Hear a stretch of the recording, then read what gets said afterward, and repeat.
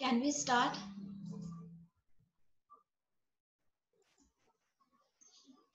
Can we start? Okay.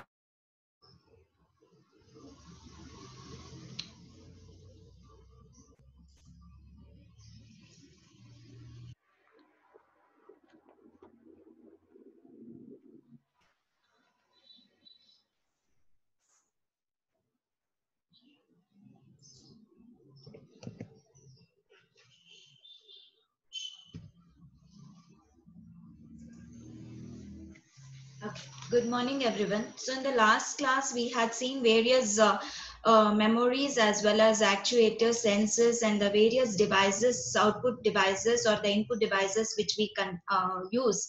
And in the same thing, you have keyboard, interfacing of keyboard and stepper motor, which is not there for your syllabus. So you will study until where I have done. Okay, till there you have all those LEDs, relays, and switches and all. So till there you'll be having. And next one is the very important topic is communication interface. So what is this communication interface? So you need to communicate with the various devices, maybe the devices or the components which are there on the chip, or you have to communicate with the any embedded system is to be communicated with any other device outside the product. So you need to have the interface, like how you have the thing connecting the IO devices or something like that. So you need to communicate between the devices or between the components on the same device. Okay, so that is where we go for the communication interface. So you can by this you can just tell communication interface can be of two different types, like it is device or board level communication interface. You call it as device or board level communication interface, and you call it as product level communication interface. Okay, device or board level communication interface refers to onboard communication, whereas product level communication interface refers to external communication interface.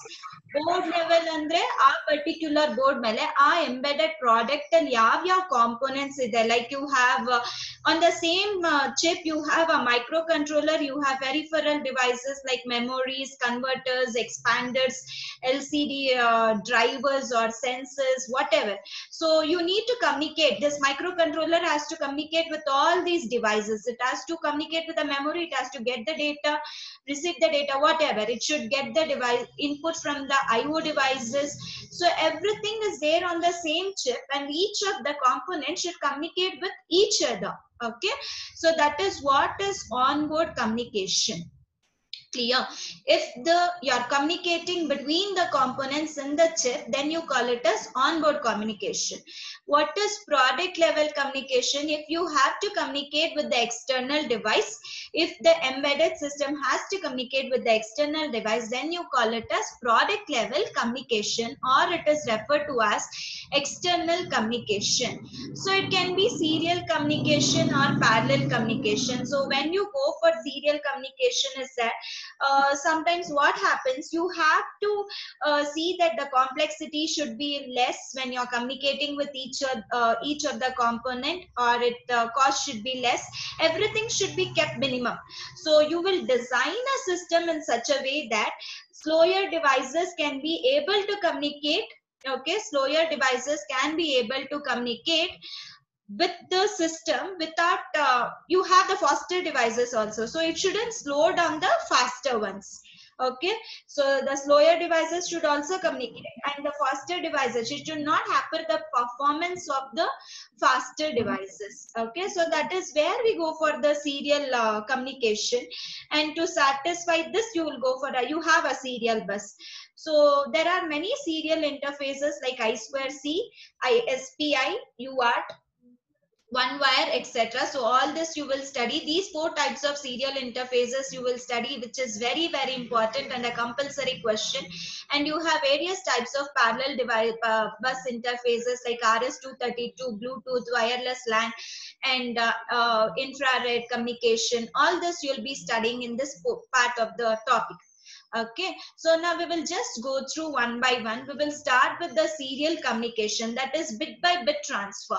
It can be a 8-bit data transfer, or it can be more than 8-bit in SPI protocol.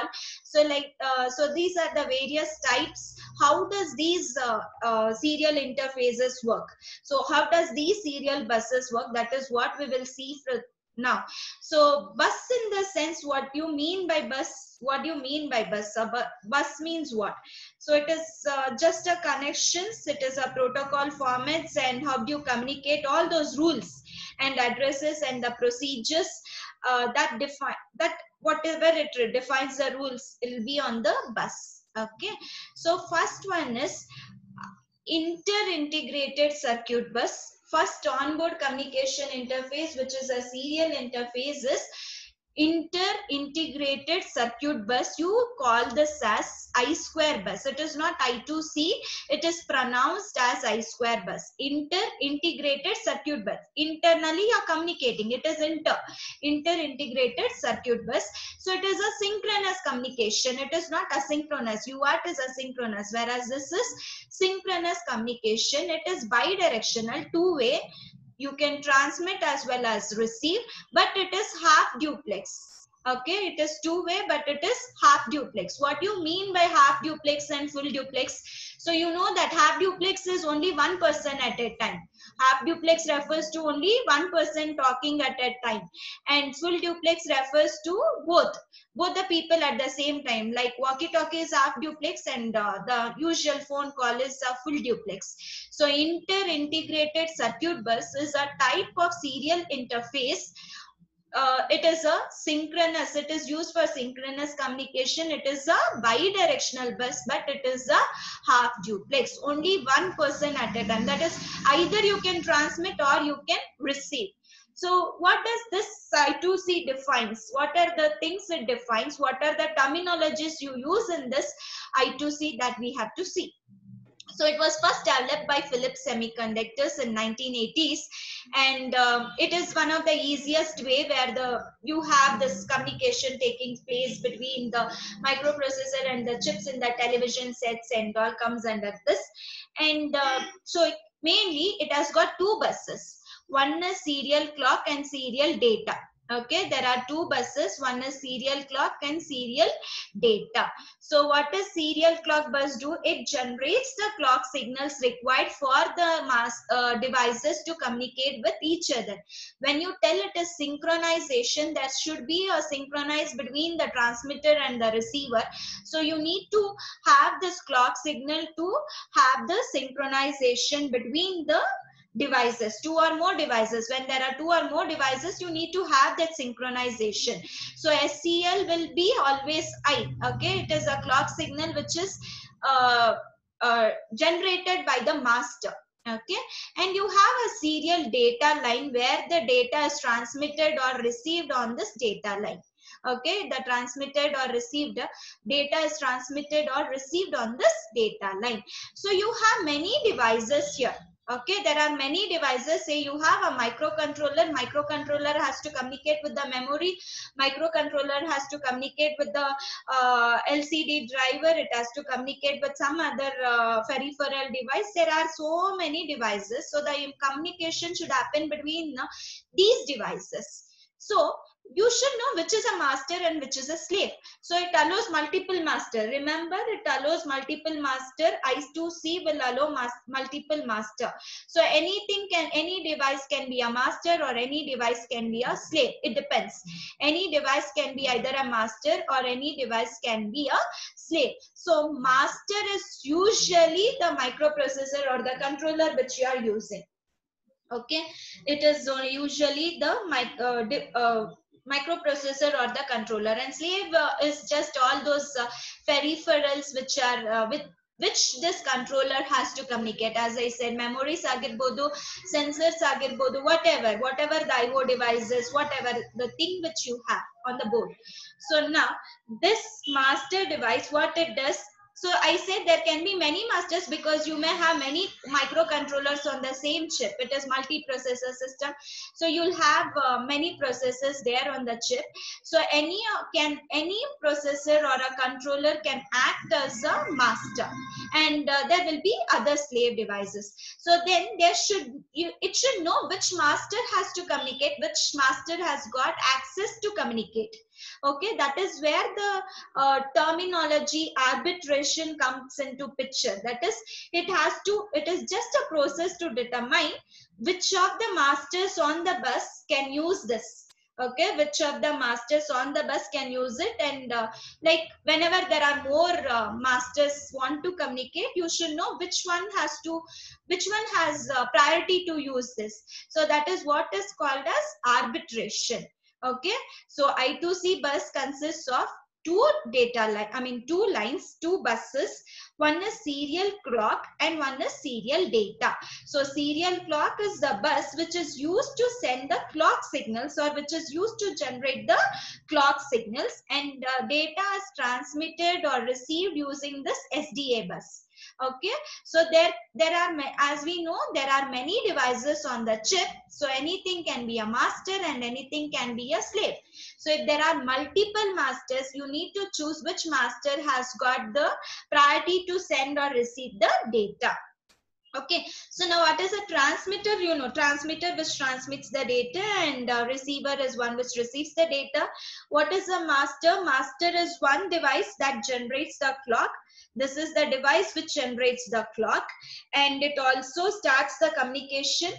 It will tell when to start the communication and when is the stop of the communication. These devices should know whether it is you are starting the communication or whether you are terminating the communication. So master is one which generates all those commands to the slaves, and slaves are those devices which listens to the master.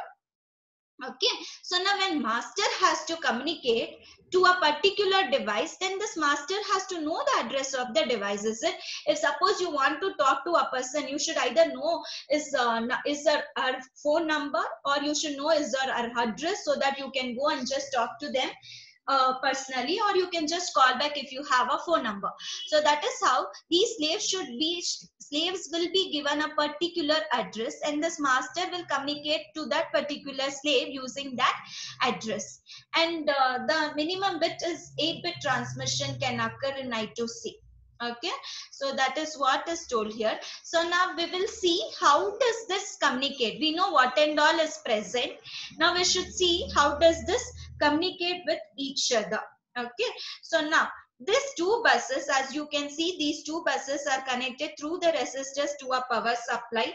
So this power supply, when you tell it is logic high, this doesn't have a standard bus voltage.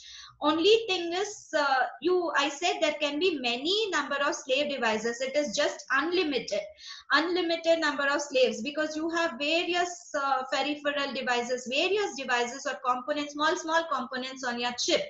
So there can be many slaves on the device, and so when you have to when you're just communicating, it is just, you will see this capacitance of these buses will not exceed certain value, that is around 400 picofarad. It is not given here, I'm just telling you. So since there are many slave devices on the devices which acts as a slave on the chip, and you need to communicate with all these slave devices, then you need to as we cannot have that, power supply is not standard. When you tell it is logic high, it depends on the thing which you are using.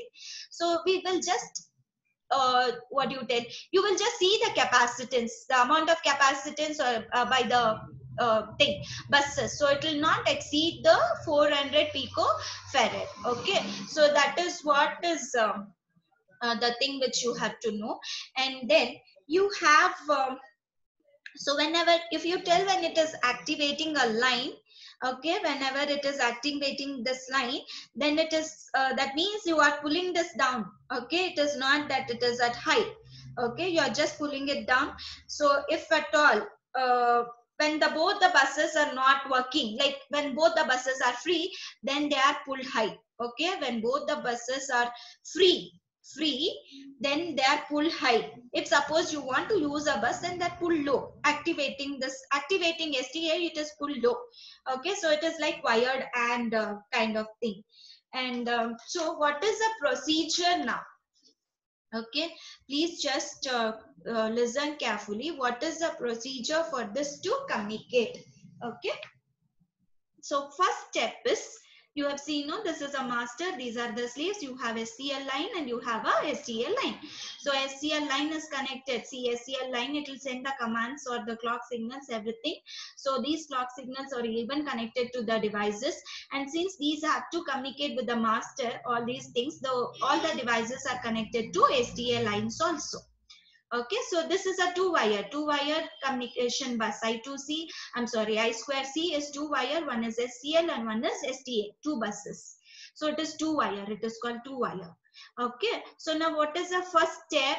First step is what? It will send, it has to initiate the communication, correct? So what the master will do? Master will pull this SCL clock line high. Okay, master will pull this SCL clock line high and SDA clock line is pulled low. Remember, as I said previously, if at all you're activating, then it should be pulled low. So SCL lift, you will always have high clock signal, and SDA is pull low because you want to activate this line. So you will just pull it low. So this, if SCL is high and SDA is low, then that means it indicates the start of the data transfer. So now it has initiated the data transfer. It should know to which it has to transmit the data. So first it has to choose the slave. So this slave has got some address, this slave has got some address. So it has to choose the slave by the address. So now master, what it will do? It will send the 7 to 8 bit address, 10 bit address, 7 to maximum 10 bit address. It is 7 bit or 10 bit address will be assigned to all the slaves here. So it will send the 7 to 10 bit address on the SDA line, over the SDA line. And always remember, here it is always MSB first. All the serial interface communication, it is always MSB first. So now it will send the address to the slave. So, and it has initiated the communication by making the clock line high and the data line low. And now it has sent the address, 7 to 10 bit address on the SDL line to initiate the communication with a particular slave. So now it has to tell whether it has to transmit or receive the data. So that has to be known. Transmitting the data or receiving the data, in the sense reading the data or writing the data. Okay, reading the data or writing the data. So if you have to read the data, then the bit 1 is sent. If master sends read, then only bit 1 is sent on the serial line. If it is write, you will send bit 0 on this SDA line. Okay. First send the address, then say, tell whether it is read operation or write operation. Write is master will write the data onto the slave. Read is master will read the data from the slave. Okay. So if it is bit 1, then it is read. If it is bit 0, then it is write operation. Okay. Now it has sent the address. Now the slave, corresponding slave which has got that address, it will respond to the master by sending an acknowledgement signal. The address there, so each of the slave will compare its address with itself, okay, and check which is available, I mean which is matching. So that particular slave will respond to the master by sending an acknowledgement signal on SDA. Whatever happens, whether it is acknowledgement bit, whether it is a data bit, whether it is address which you are sending, everything happens on a SDA line. Okay, everything happens on a SDA line. So now it will send the acknowledgement to the master. Say slave 1 has responded, so it will send acknowledgement bit. What it is? 1, bit 1. Bit 1, it is an indication for acknowledgement. Okay. Now master came to know that it has to communicate with slave 1. Now it will upon receiving this acknowledgement signal, if suppose it has to write the data, then master will send 8 bits of data on this SDA line. Okay, upon receiving this acknowledgement signal, if it has to write the data to a slave, then this has to send the data. So this will send the 8 bits of data. I said it is maximum 8 bits of data. So it will send the 8 bits of data on the SDA line. And now it has received the data. So again, it will send back the acknowledgement. Okay, for write operation, that it is received the data. I mean, write operation is successful. It ಕಳಿಸುತ್ತೆ ಆದ್ರೆ ಇದು ಗೊತ್ತಾಗಬೇಕಲ್ವಾ whether that is written transmitted the data properly. So this again it has to send back the acknowledgement signal. If suppose master wants to read the data from the slave, then read bit will be 1. So then the slave will send. Okay, master will wait. The slave will send the data on the SDA. Okay, then this master sends the acknowledgement to the slave for read operation. Okay, so that is what is I square C bus.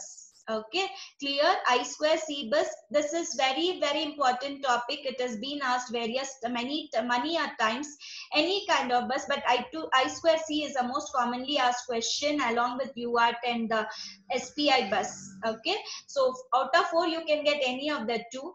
So you just remember I square C, it is nothing but inter-integrated circuit bus. It is called 2-wire bus. It is a synchronous communication. It is bi-directional.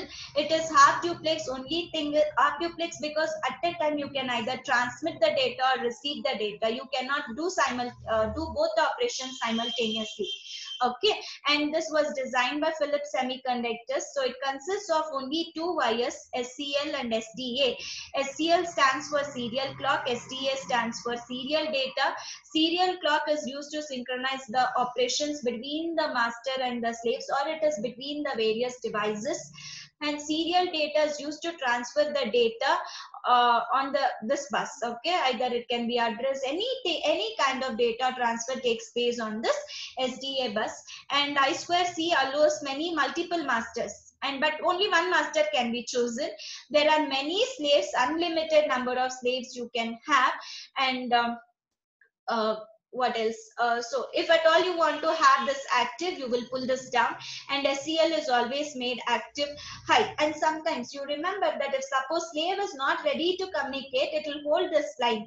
Okay, so that clock pulses, it is not given in this, but you can just refer to.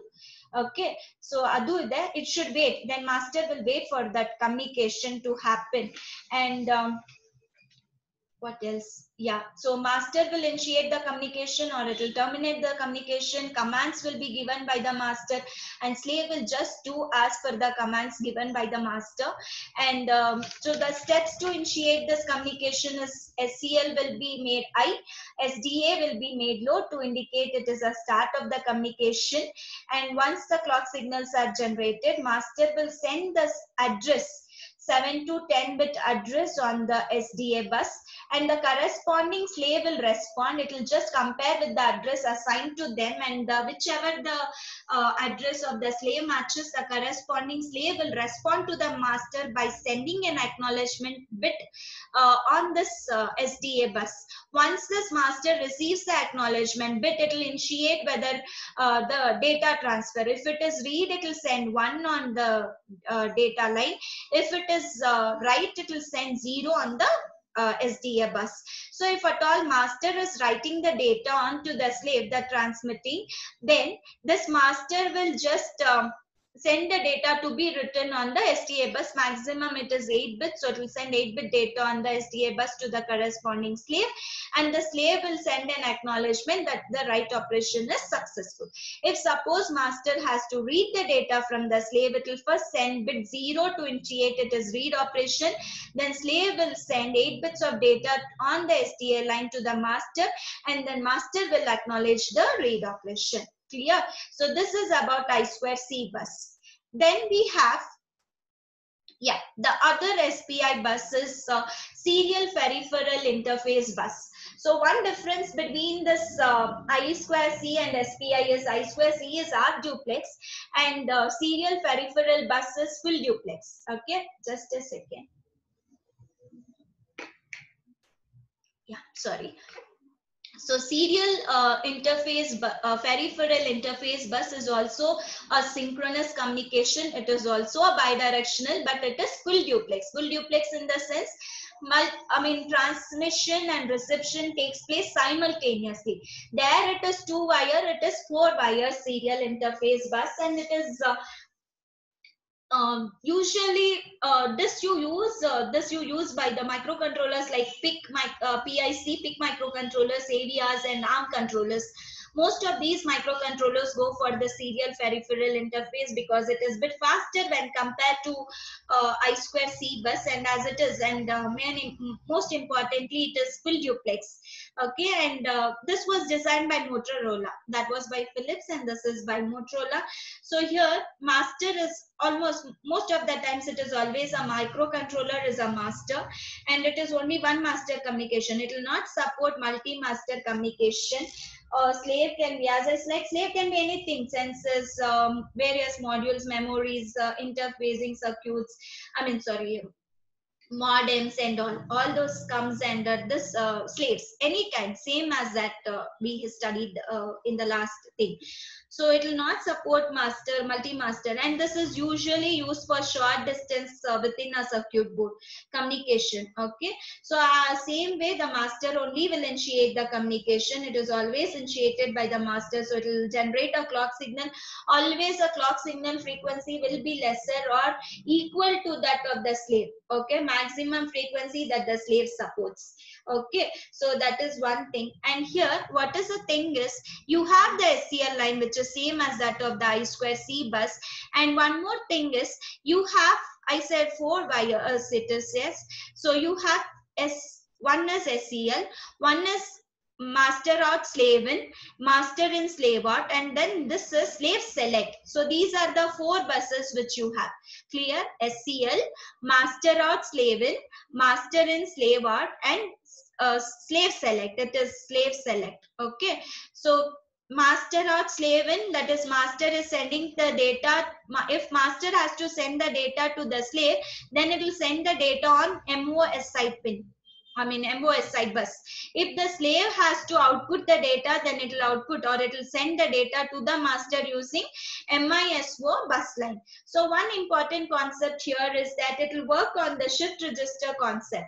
It has got shift registers in it. Okay, so that is where the data transfer is organized by using shift registers for both master and the slave devices, and it can be 8-bit or 16 bits. Okay, the word size can differ. It can be 8-bit or the 16-bit, and when you would tell it is a shift register, both the devices will be connected.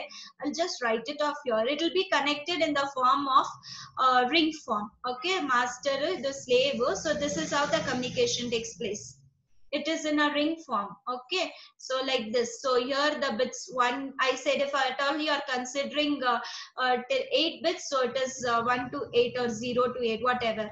So this is how it is connected in the ring form. This will send like this and this will in turn send like this. So it is in a ring fashion. The two devices are connected in a ring fashion. So organization of the data or data transfer is in the manner of shift ring thing. Shift registers they'll use. Okay, so how do they do it? So that is what you have to know.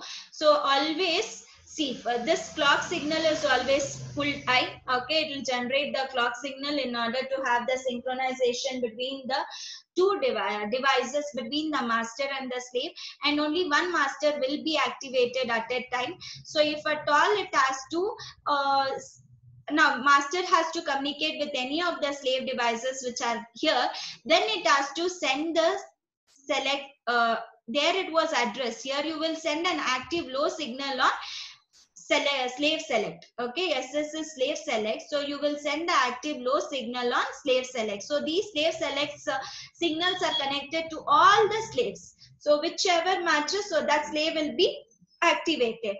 Then what it will do, it has to initiate the data transfer. If suppose it is sending the data, then it will send through this MOSI, bit by bit it will transfer. It will send this data like this to the slave, and this in turn it will communicate to the slave using MIS4. That's it. So this is the serial peripheral bus. So slave select is used to select the slave. Clock signal is used to generate the clock signal to synchronize the devices. And if suppose any of the slave devices is not selected, only this slave is selected and none of the slave devices are selected, then it will float high impedance state. That particular slave select bus will be in high impedance state. Okay, so then you have, so as I said, it is shift register. It contains various registers which holds the data to be transmitted or received, and received, and there will be a control registers to hold. There will also be a control registers to hold the configuration parameters, like what is the device address, what is the baud rate for the required for the communication, what is a clock signal control information, all that. And status register will hold the status of various conditions for transmission and reception. Okay, along with the shift register, that is along with the data registers which holds the data, there are two other registers. One is the control register, the other one is the status register. So control register will hold the various configuration parameters, like the parameters related to the master and the slave devices, the address and whatever it is, and then it will, you need to have the baud rate. So at what speed you are communicating, 9600 bits per second or so on, something like that. So all those things will be present in the control register, whereas status register will hold the status of transmission and the reception. Okay, so usually, as I said, it is not only just a 8-bit, it will always be a multiple of 8-bit. It can be a 8-bit or it can be 16-bit, it can be 32-bit. It depends on the size of the shift register or the device which you are using.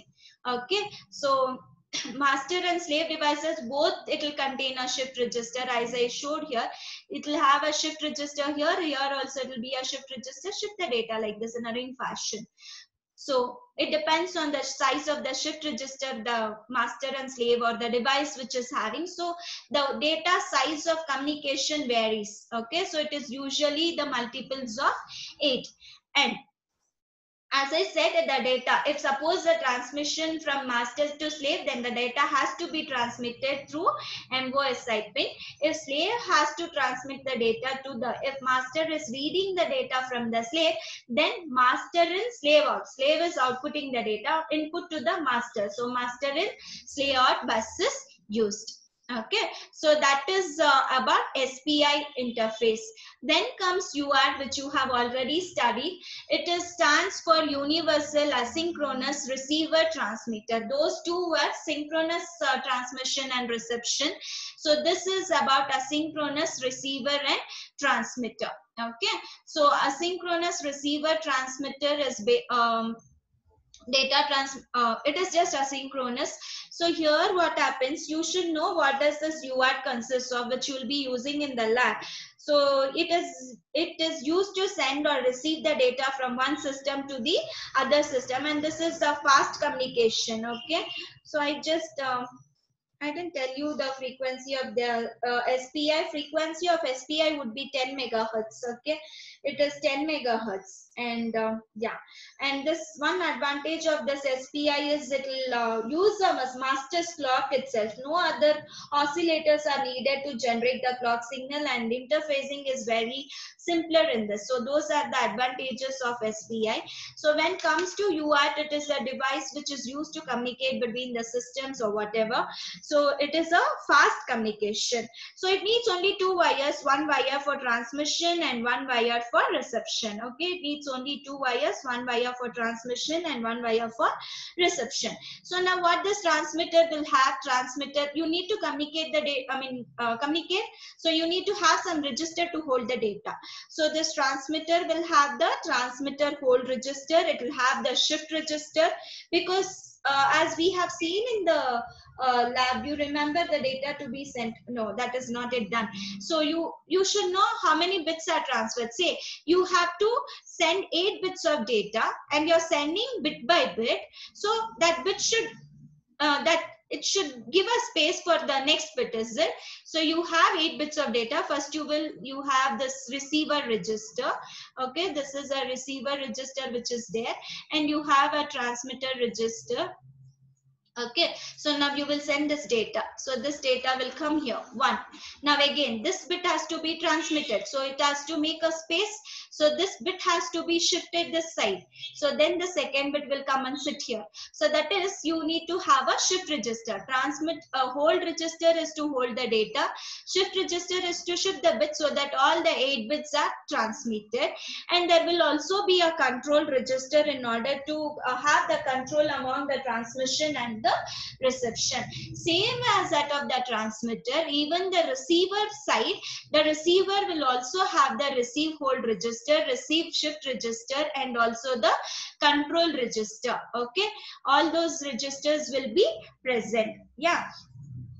Then, so how do you do? And you need to have a baud rate should be allocated. So the baud rate can be, it is the speed at which the data transfer takes place. So it generates that particular speed will be generated by a baud rate generator. Along with this transmitter and receiver, there will be a baud rate generator between these two, transmitter and the receiver, which generates the speed at which the transmitter and receiver has to send or receive the data. So then this baud rate can be up to 230400, something like that it comes. So usual baud rate which we use is 9600, and sometimes it is in few microcontrollers it is 115200, I guess. Yeah, 9600 is a most commonly used baud rate, and the other one is 115200. So there are various baud rates being generated by the baud rate generator to just have the speed between the communication speed. It tells you the speed of communication between the transmitter and the receiver. So apart from all that, what and all it will have. So what on the baud rate we saw, transmitter, what does transmitter as having, what is receiver is having, that also you have seen. And you should also have the start bit and stop bit. It will also have the parity bit and number of bits per to be communicated. But byte it is 8. Okay, so the start bit will indicate the start operation, and stop bit will indicate the stop operation. Say you are sending 7 bits, in that one bit, first bit will represent the start of the operation, and the last bit would represent the stop of the operation. Okay, so while you are sending the data byte, okay, while you are sending the data byte, first the start bit is sent. First the start bit is sent in order to tell that it is the initiation of the communication, start of the communication.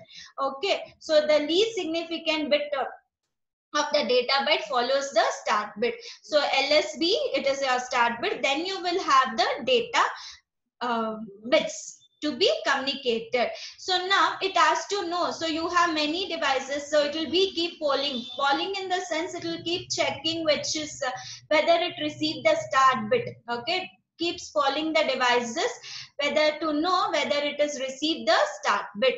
And then afterwards, once it receives, it sends an acknowledgement signal, and then this all the data bits will be transferred. Remaining bits of data will be transferred. If suppose you have to check whether all the bits are properly received, you have a parity bit check thing there, so that also can be used at the receiver section. Error checking, okay, whether the bit received are correct or not, so you have this parity checker there. So then you have, afterwards, once it has got the data, I mean, it should know, the receiver should be informed that it is the end of the communication, so this transmitter will send a stop bit there. Okay, the transmitter will send the stop bit there. If suppose the received data is an error, then it will send that error message, so that it will resend the data again. Okay, so